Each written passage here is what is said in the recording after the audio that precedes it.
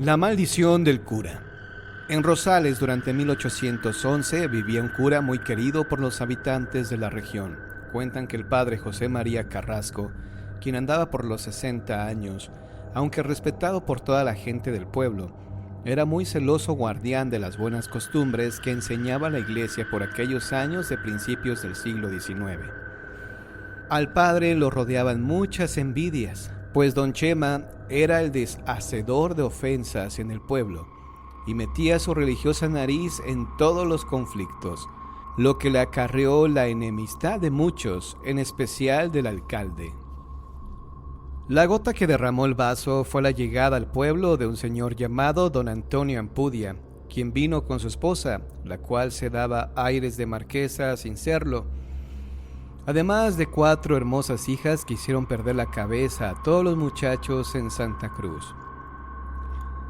También llegó con ellos el hijo de la familia, Tomás, un joven parrandero a más no poder. El comportamiento de esa familia causó todo un revuelo, pero el cura, quien se había mantenido al margen, se metió cuando Tomás se enredó en amoríos con Lucita Torres, la más querida hijada del religioso. Entonces se generó un combate que dividió al pueblo y el escándalo estalló cuando el gobernador de la Nueva Vizcaya mandó a un visitador para que se informara acerca de los supuestos hechos relatados en una carta en la que se acusaba al padre Carrasco de conspirador. El tal visitador, llamado don Francisco de la Serna, fue a hablar con el cura para aclarar el caso. La velada se prolongó hasta las 3 de la mañana y como había bebido demasiado vino, no pudo irse, así que tuvo la mala suerte de aceptar la invitación del párroco para quedarse a dormir en la casa parroquial. A la mañana siguiente, todo parecía normal, pero al ir al cura al despertar a la visita, lo encontró muerto, sin poder darle el auxilio, pues en el sueño había fallecido. Se sabe que al parecer fue de un ataque cardíaco. Pronto la ponzoña de la gente comenzó a acusarlo, enviándole una carta al gobernador afirmando que el párroco era el asesino. Se dijo que Francisco de la Serna había sido envenenado por don Chema Carrasco, así que el gobernador lo mandó a encarcelar. La admiración hacia el párroco pronto se transformó en odio. El padre fue atacado por todos los civiles, por eso, sin soportar más su ira, dijo: «Pueblo malagradecido, yo los maldigo. Ni el polvo de su tierra deseo que me acompañe más. Que el santo Dios Todopoderoso los condene al fuego». Carrasco fue conducido por un soldado que le llevó hacia la capital del estado. Lo había montado en un burro, con la cabeza viendo a la cola del animal. La multitud que salió a verlo en la calle lo rodeó con burlas e insultos. El cura lloraba y se le veía realmente triste. Dicen que desde que el padre fue expulsado de la villa de Santa Cruz de Tapacolmes, hoy Rosales, en ese poblado se respiraba muerte. Cuentan que se hablaba en voz muy baja, como si se temiera molestar a algún enfermo. Los jóvenes suspendieron sus rondallas, el carnaval no tuvo a nadie interesado en participar, y el miércoles de ceniza, cuando el nuevo clérigo marcaba a los fieles, las mujeres lloraban sin saber por qué, y los hombres se sentían muy deprimidos. Entonces llegó el día fatídico en el que muchos habitantes de Santa Cruz vieron cumplida la maldición del padre. Ese viernes de Dolores el templo se llenó de feligreses. Alguien había construido un ramaje de pinos sobre el altar para adornar la celebración. La Virgen Dolorosa desclavaba las manos del Cristo crucificado con angustia. Vinieron de todos los ranchos, los vecinos del pueblo estaban ahí. No cabía nadie más en el templo. Parecía que la gente había asistido para cumplir la expiación de alguna culpa muy grande. Una de las velas se dobló y la llamita alcanzó un tronco resinoso. El fuego se multiplicó hasta alcanzar el techo de madera, que de inmediato ardió también. Todo ocurrió muy rápido. La gente, apretujada, no podía salir y la lumbre hizo presa a la multitud. Gruesas gotas de resina caían sobre las personas y se incendiaban en sus ropas en medio del terror más profundo. Todos adentro querían salir y los de afuera luchaban por entrar para salvar a sus seres queridos. Era un infierno.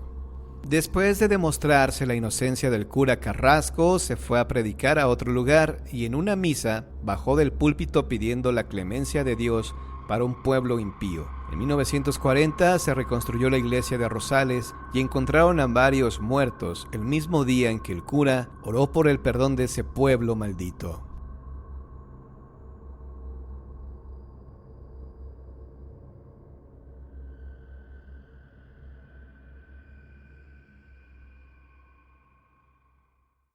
Tentado por el diablo, una historia escrita y narrada por Juan Antonio Amezcua. Juan regresaba del trabajo, con los ánimos por el suelo. Había sido un mal día y estaba cansado, harto de la vida que llevaba. Su mujer lo había abandonado y se había llevado a su pequeña de 5 años. No sabía ni a dónde o el por qué, pero Sofía lo había dejado, tal vez por otro, o porque simplemente ya no deseaba estar con él. Para que Juan llegara a su casa, tenía que cruzar unos campos grandes. Este era el atajo que tomaba todos los días. De lo contrario, tendría que caminar unos 15 minutos más. Además, a él le gustaba caminar por ahí. Caminaba para recordar a su hija, sobre todo, ya que ella era su principal adoración. Mientras caminaba, él entablaba diálogos imaginarios con Sofía, a la cual le reclamaba su abandono y sobre todo el hecho del por qué se había llevado a su pequeña. Esta era su rutina diaria. Cuando pasaba estos campos, que a esa hora de la noche estaban solos, sentía una tristeza enorme en su corazón. Solo escuchaba los ladridos de los perros que lo anunciaban a las pocas personas que vivían en ese lugar. Juan no tenía vecinos. Su casa era la única que estaba en la loma. Al ingresar a su casa, se persignaba ante la imagen de la Virgen que tenía a la entrada. Se quitaba las botas mineras que estaban llenas de fango y se acostaba en un viejo sofá que tenía al lado de su comedor. Ahí se recostaba hasta que el hambre hacía que se parara para prepararse un café bien cargado, el cual bebía comiendo un pedazo de pan. Después se metía a bañar con agua que calentaba en la estufa y se acostaba en su recámara para dormir hasta el día siguiente. Si debía trabajar en la mañana, se iba desde las 6. De lo contrario, aprovechaba la mañana para visitar a su madre, que vivía a unos 15 minutos de ahí caminando. Con ella platicaba sobre lo que había pasado, y su madre trataba de consolarlo. Sin embargo, cierta noche ocurrió algo totalmente inesperado. En primer lugar, cuando salió del trabajo, no quiso regresar de inmediato a su casa. No tenía ningún caso hacerlo. Nadie lo esperaba. Además era viernes y él quería beber un poco, así que pasó a una cantina que estaba por ahí para beber un par de cervezas. Como tenía mucho tiempo que no bebía, se sintió un poco mareado al consumirlas. No es que estuviera borracho, simplemente sabía que el alcohol se le había subido a la cabeza. Pagó su cuenta y salió del lugar rumbo a su casa. Mientras él se dirigía hacia su casa, al cruzar por unos campos, escuchó algo que lo sorprendió por completo. Era el llanto de un bebé.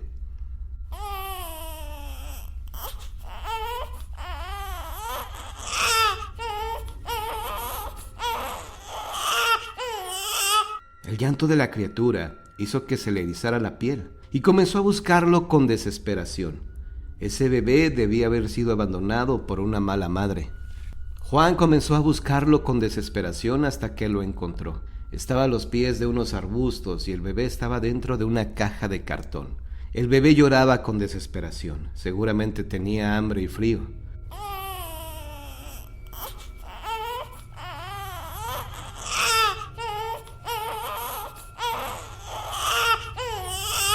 Juan lo sacó de esa caja, lo abrazó a su pecho y se lo llevó a su hogar. Cuando llegó, rápidamente lo llevó hacia su recámara. Le quitó la ropa que llevaba, pues estaba sucia y mojada, así que pronto calentó agua para darle un baño. Se dio cuenta que era un niño. Una vez que lo aseó, le puso una de sus playeras, pues no tenía ropa de bebé. Lo que sí conservaba, y eso era mera casualidad, era una mamila. Pronto le calentó en un pocillo leche y se la dio a beber. El niño la bebió porque se moría de hambre. Una vez que el bebé bebió la mamila, lo arrulló para que se durmiera. El niño, después de unos minutos, se quedó profundamente dormido. Juan comenzó entonces a hacerse miles de preguntas como ¿de quién sería? ¿Y por qué lo habrían abandonado en ese lugar? Tenía que dar con el paradero de sus padres y saber si lo querían con ellos. Tal vez alguien se los había robado y ellos estarían desesperados buscándolo. O tal vez, en el peor de los casos, su madre simplemente lo había abandonado a su suerte porque no deseaba hacerse cargo de él. Juan dejó al bebé en su recámara y se dirigió a la cocina para ver qué tanta leche tenía en el refrigerador. Vio que tenía 1 litro de leche cerrada. Sin embargo, recordó que no tenía pañales, pues su hija tenía años que no los usaba. Sabía que no tenía mayor opción que ir a la tienda por unos. La tienda no le quedaba cerca. Debía caminar varias cuadras, al menos unas 10, y siendo la hora que era, tal vez ya estaría cerrada. Aún así, se aventuró, pues los pañales para cualquier bebé eran esenciales. Antes de salir por los pañales, leche y otras cosas que necesitaba, le echó un vistazo al bebé y vio que éste dormía plácidamente. Seguramente no despertaría en su ausencia, así que lo dejó con la luz encendida de su cuarto y se fue corriendo. Juan tuvo suerte. Encontró la tienda aún abierta y compró lo necesario. Cuando pidió los pañales, el tendero se sorprendió y le preguntó que para qué quería pañales. Él tuvo que inventar que eran para el hijo de uno de sus compañeros del trabajo, que se había quedado sin trabajo, obviamente. Cuando llegó a su casa, estaba ansioso de ver al bebé, pues temía que algo le hubiera pasado en su ausencia. Ingresó a su hogar y justamente al cerrar la puerta, la energía eléctrica se cortó. Rara vez esto le pasaba, y no sabía a qué se podía deber, pues él estaba colgado de un poste de luz que estaba cerca. No sabía si el cable se había zafado o si había sido una falla en la zona. Recordó que tenía unas velas en la cocina y entonces fue por ella para prenderlas y poderse iluminar en la oscuridad de la noche. Hecho esto, puso una vela en un candil y se dirigió hacia su recámara en donde dejó al bebé. Cuando ingresó al cuarto, se espantó al no verlo sobre la cama. Ahí estaba su playera, con la cual lo había envuelto. Acercó la vela para iluminar el piso y el bebé no estaba tirado. En eso sintió que alguien pasó por detrás de él. Al voltear, vio a una persona como de 20 años de edad. No pudo distinguirlo bien, pero lucía delgado del rostro. Era bien parecido. «¿Quién es usted?», le preguntó Juan, pero éste solo le sonrió. Al hacerlo, le mostró unos dientes afilados como los de una piraña. No podía explicarlo o entender por qué, pero sintió tanto miedo que arrojó la vela al piso y echó a correr para salir de su casa. Afuera, corrió como desesperado. Se alejó unos metros, pero después recordó que ahí estaba el bebé que minutos antes había recogido del campo. Por él, se armó de valor y regresó a su casa, pero en el camino levantó una piedra con la cual se defendería de este extraño hombre que no sabía quién era y cómo es que había ingresado a su hogar. Entró con cautela. La energía eléctrica aún no había regresado. Juan ingresó a su hogar temblando de miedo porque él no entendía por qué, al ver a este joven, había sentido tanto miedo. En su vida se había enfrentado a muchas personas, porque tenía un carácter fuerte y no era de esas personas dejadas. Se había agarrado a golpes con personas más altas y fuertes que él, y no entendía por qué había sentido tanto miedo al mirar a este joven, que era más delgado y tenía facciones delicadas. Juan buscaba con desesperación los cerillos, y fue entonces cuando la vela que había tirado al suelo se encendió, y ésta fue a dar a la mesa que tenía en la cocina. Delante de esa vela, sentado en una silla, estaba el joven que de manera inexplicable había llegado de visita. «Siéntate, Juan. Quiero presentarme contigo», le dijo este joven. «¿Cómo es que sabes mi nombre?» «Yo lo sé todo. Siéntate. No me gusta repetir 2 veces las cosas. Por favor, siéntate». «¿Quién eres? ¿Dónde está el bebé que recogí del campo?» «Soy yo, tonto. ¿No me reconoces?» «Bueno, Sin rodeos. Soy el diablo. ¿El diablo? Sí, así me dicen, pero me gusta más que me nombren el adversario. ¿Y qué haces aquí? Fácil. Vengo a proponerte algo. Mira, tu esposa te dejó hace unos meses, ¿cierto? Y se llevó a tu pequeña. ¿Y tú cómo lo sabes? Ya te dije, soy el diablo. Yo sé lo que ustedes los mortales hacen. Y es un error el que piensen que yo les digo qué hacer. Ustedes tienen esa libertad de actuar y de hacer lo que quieran. Yo solo los veo y escucho. Y ya, digamos que yo solo les ayudo un poco a que sus actos se hagan realidad. ¿Cómo? No te entiendo. Mira, fácil. ¿Quieres quitarle la vida a alguien? Yo te facilito todo para que lo hagas. Es lo que en realidad yo hago. Ayudarlos. Pero la idea surge de ustedes. No quiero irte, le dijo Juan. Es más, no quiero verte en mi casa. ¡Lárgate! Mira, quiero proponerte algo. Juan no dijo nada y el diablo siguió hablando. ¿Quieres recuperar a tu hija, cierto? Juan nuevamente se quedó callado. Era obvio que él deseaba recuperar a su hija. Yo puedo ayudarte a lograrlo. Es más, si me dices que sí, mañana mismo ella estará contigo. ¿Y a cambio de qué?, preguntó Juan con interés. Mira, tendrías que hacerme un pequeñísimo favor. ¿Qué favor? Mira, hay un cura en este pueblo que quiero acabarlo. He tratado de que caiga en las tentaciones mundanas, pero esta persona no cae. Tiene una fe muy grande en su Dios. ¿Y qué quieres que haga yo con él? Fácil. Quiero que me ayudes a destruirlo. Estás loco. Yo no haré algo así. Ay, vamos, hazlo. Te ayudaré a que lo hagas. Nadie sabrá que fuiste tú. Además, podría ayudarte a cobrar venganza en contra de tu mujer. ¿Qué? ¿Atacar a Sofía? Sí. ¿No querías que ella recibiera un castigo por dejarte y llevarse a tu hija?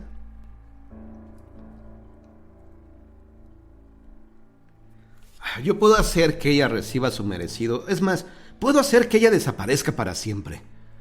¿Y por qué si a ella puedas destruirla, no haces lo mismo con el cura?, le preguntó Juan.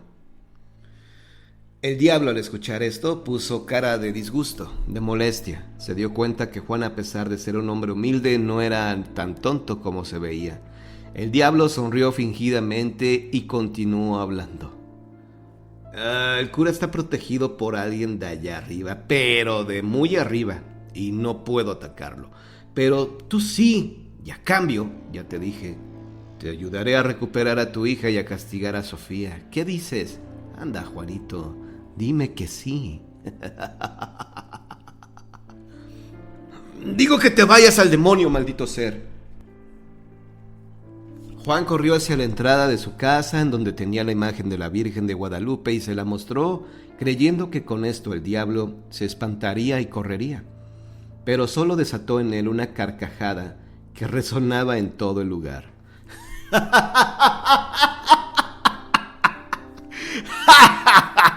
Soy tu virgen.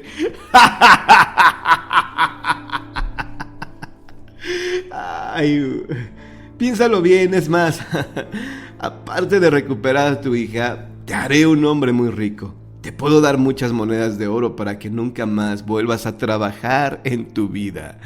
Piénsalo, Juanito. Juan, que estaba cansado de la vida que llevaba en ese momento, terminó por caer en la tentación del maligno. Está bien. Creo que finalmente, si estás aquí es por algo. Así que acepto. El diablo volvió a reír con fuerza.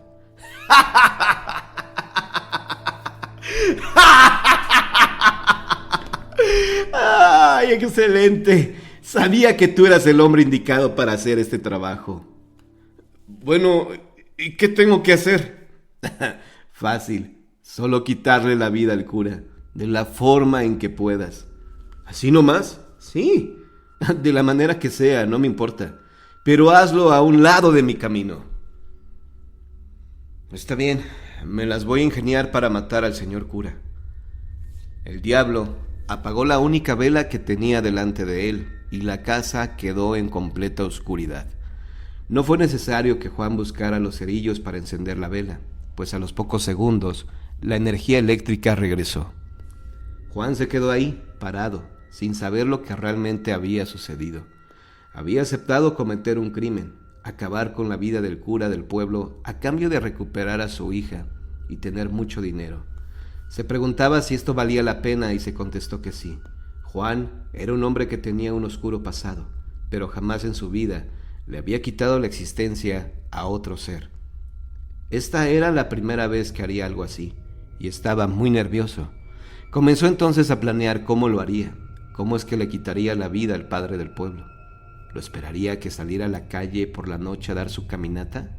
¿O lo haría por la mañana cuando salía a dar la comunión a los enfermos? No sabía a qué hora lo mataría, pero tenía que hacerlo. ¿Y cómo lo haría? No tenía un arma, pero tenía unas manos fuertes y podría ahorcarlo con facilidad. El cura era un hombre maduro, mas no un viejo. De esta manera lo haría, pues ¿qué tanto podía llevarle esto? Tan solo unos minutos. Juan no lo pensó mucho, sabía que lo mejor sería hacerlo por la noche, pues así habría menos testigos. Ese día no fue a trabajar. Solo esperó a que cayera la noche para dirigirse a la iglesia y efectuar su crimen. Cuando la noche llegó, Juan estaba muy nervioso, pero decidido a cumplir su misión. El sacerdote, en cuanto salió de la casa parroquial, notó la presencia de Juan, el cual se dirigió hacia él para cumplir la orden que el diablo le había dado. El sacerdote, en cuanto lo vio venir, se detuvo y lo encaró. «Hijo, ¿acaso eres tú a quien el diablo ha tentado ahora?» Juan se quedó sorprendido con lo que escuchó. «Padre, ¿cómo es que usted...» «¿Cómo es que lo sé, hijo? No eres el primer cristiano que el diablo ha tentado en este lugar para que me mate». Juan se quedó ahí, parado, desconcertado y sin saber qué decir al respecto. «¿Qué fue lo que te prometió a cambio de quitarme la vida?» «Perdóneme, padre. No sé qué fue lo que estaba pensando cuando acepté la propuesta del maligno. Perdóneme, por favor». «No te preocupes, hijo. Sé que el diablo puede hacer caer a cualquiera. Vete a tu hogar. Yo rezaré por ti para que él no te moleste más». Juan regresó a su casa sintiéndose muy mal consigo mismo. Había caído en la tentación del diablo, y esto, por supuesto, que le trajo consecuencias. No se sabe con certeza qué fue lo que pasó o cómo se dieron las cosas. Solo se conoce que Juan no volvió a ser el mismo de siempre. Cambió su vida. Se transformó en otra persona y cayó en los vicios. Perdió su empleo y se le veía vagando por las calles, hasta que finalmente desapareció para siempre. El diablo seguramente tomó represalias contra él por no haber cumplido la misión que le dio y que éste aceptó realizarla. Fin.